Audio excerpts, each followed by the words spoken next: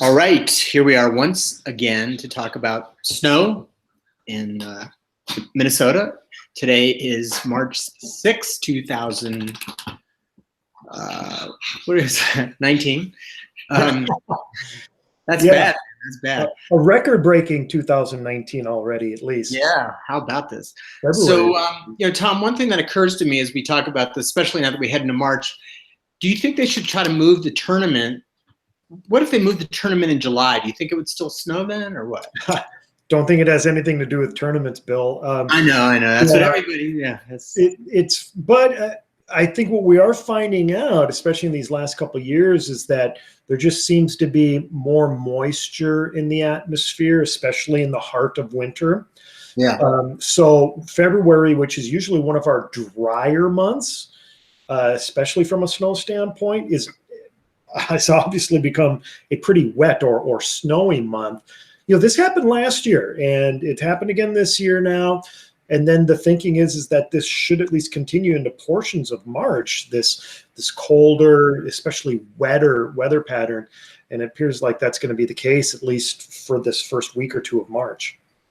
Yeah, and I know we don't want to get too far ahead, but it sounds like a storm after this one might actually be more liquid. But yeah, in fact, the pendulum has to swing the other way at some point in time, Bill.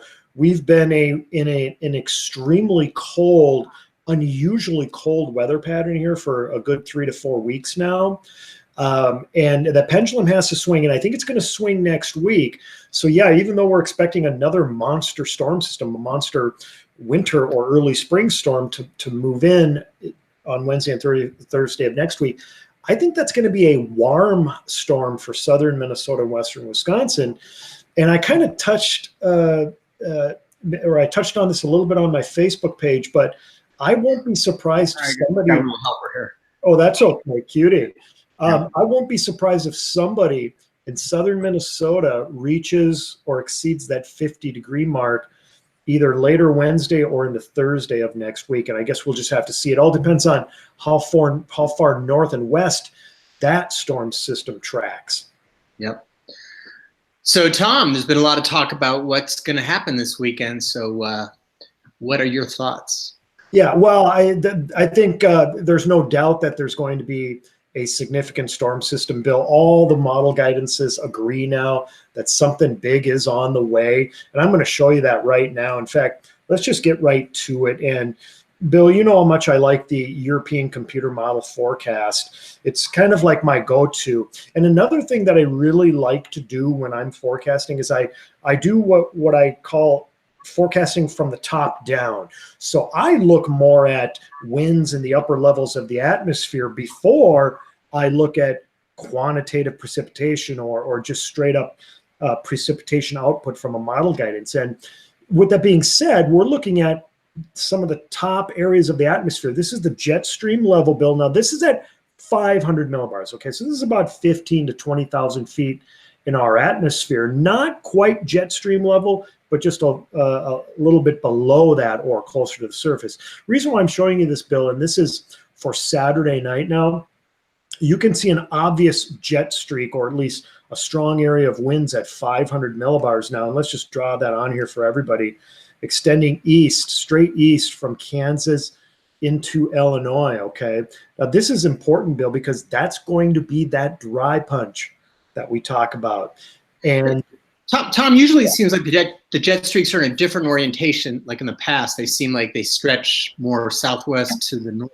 Right. So the last couple of storms that we've had, Bill, had that jet streak from Texas on northeast to Chicago, kind of like that, right? So yes, you're right on, Bill. The orientation of this is almost directly west to east rather than southwest to northeast. Now that's going to tell us two things. First of all, that tells me that there's no way that the dry punch is going to affect the Twin Cities metro or basically any of southern Minnesota or western Wisconsin. I think we're safe to say that we're going to be in the moisture for Saturday into Sunday morning.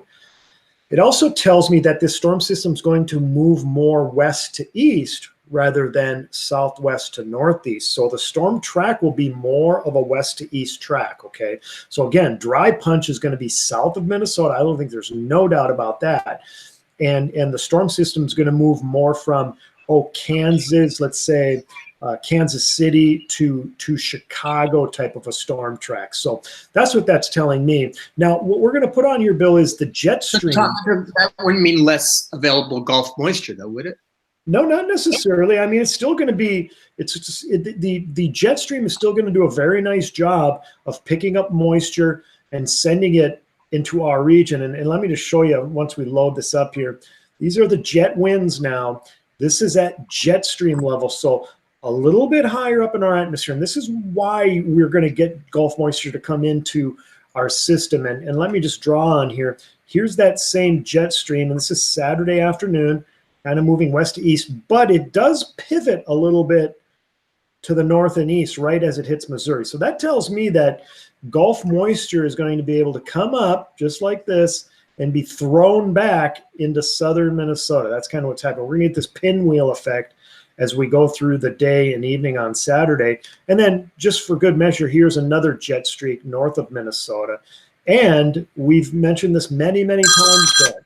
Holy, what do you have your phone right next? Who has their phone right next to a microphone on a live video?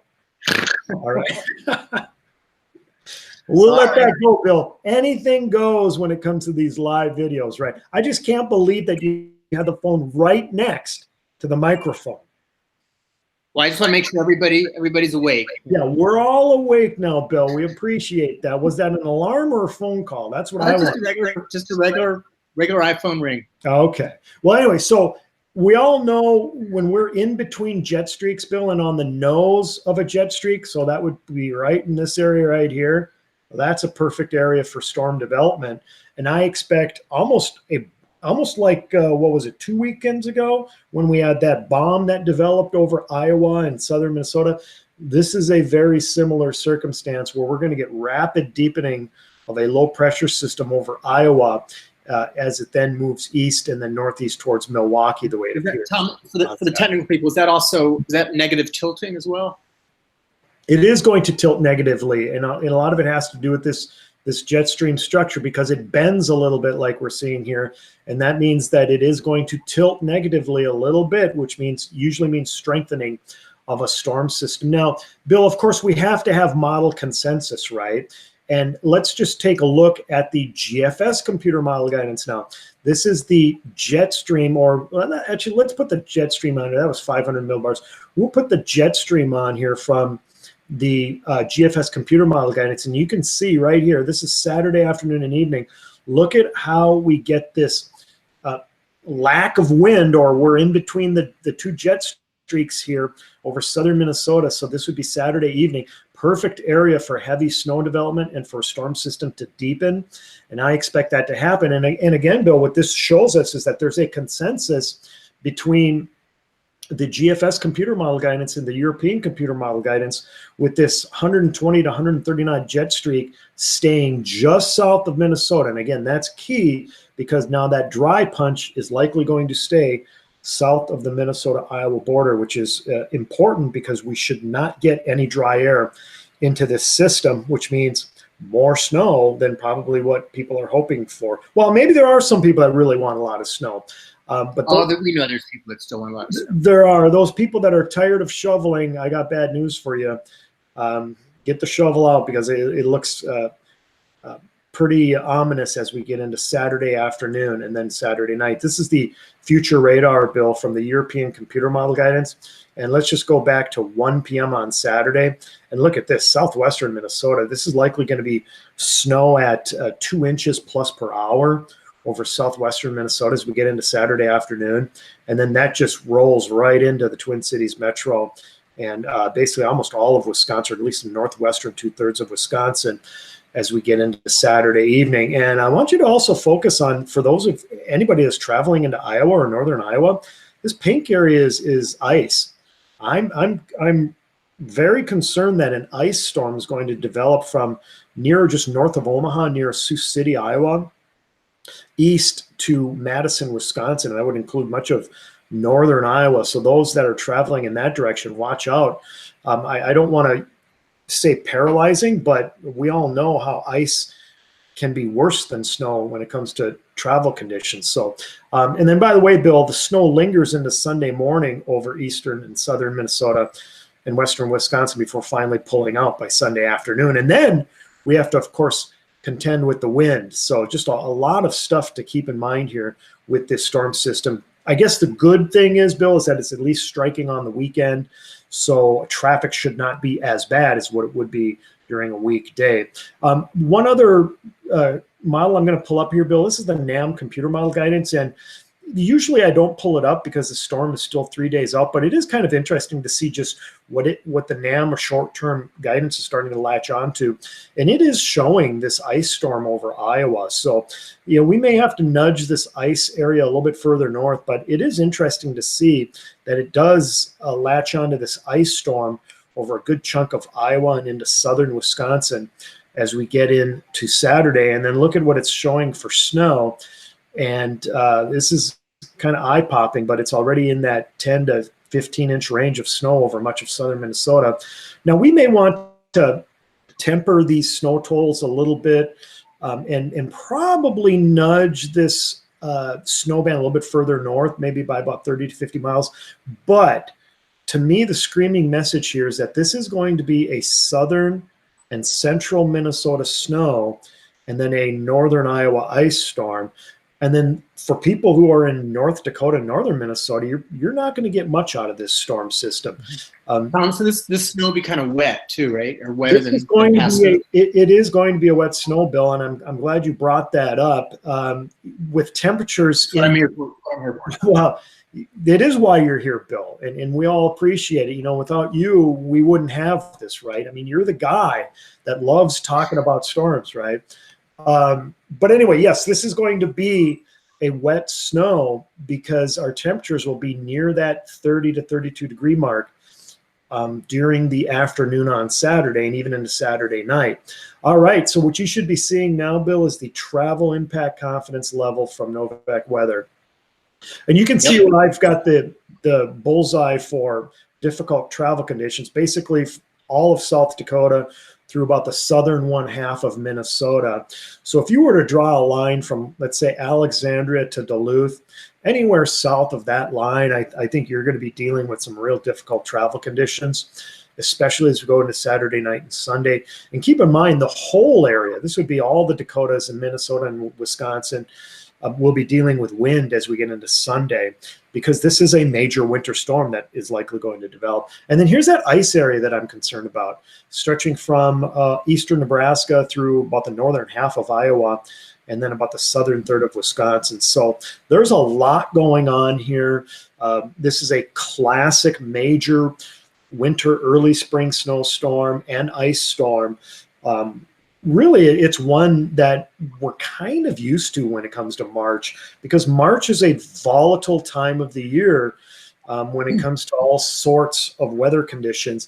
And I think that's what we're going to be experiencing this weekend, Bill.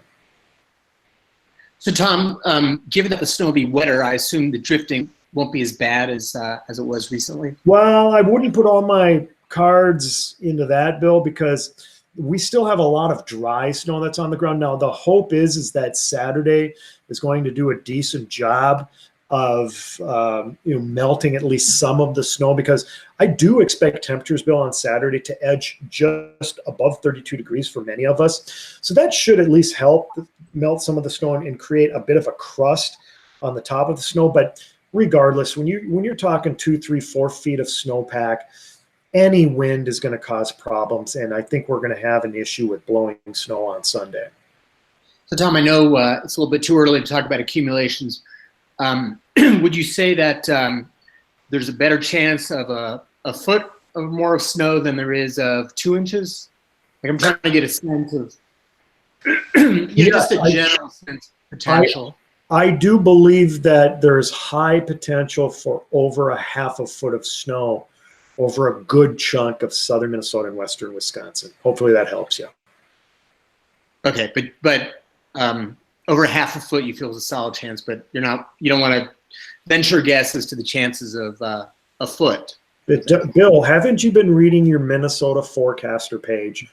It is a no-no, at least many believe, to start throwing out snow totals 3-4 days in advance. Yeah, but I'm just talking about the probabilist. Like if you told me, Bill, there's a 15% chance of a foot of snow, then I hate you know, percent chances. you told me.